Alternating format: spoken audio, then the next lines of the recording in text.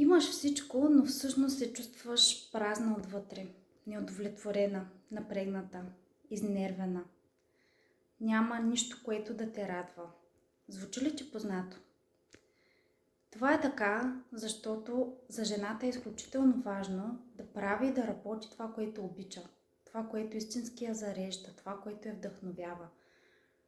А ние много често работим просто за заплата, за кариера, за доходи. Просто за да оцеляваме и правим всичко на сила, просто защото така трябва. И резултатът от всичко това е, че всъщност вътре в себе си ние чувстваме празнота. Ние се чувстваме тъжни, напрегнати, дори изтощени. Нямаме сила и желание за нищо. И това ни убива. Привидно всичко е наред, но всъщност вътре в нас всичко е празно.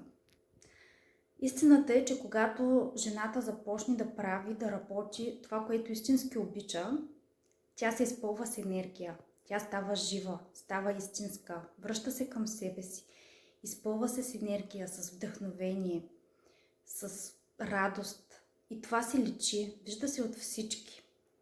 Тя става пълноценна майка и съпруга, защото всъщност тя вече дава любов, а не умора. Дава присъствие и грижа, а не раздразнение, напрежение. Дава подкрепа, дава смисъл, дава любов.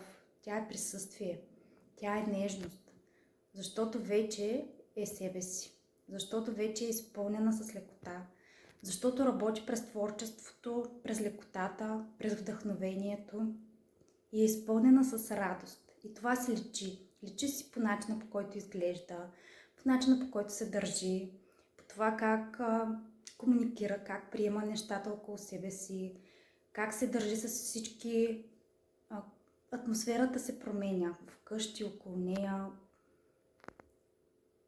И наистина тя разцъфва. Тя просто разцъфтява, защото се развива, защото е вдъхновена, защото вижда смисъл. Просто се преражда и това се вижда и се усеща от всички около нея.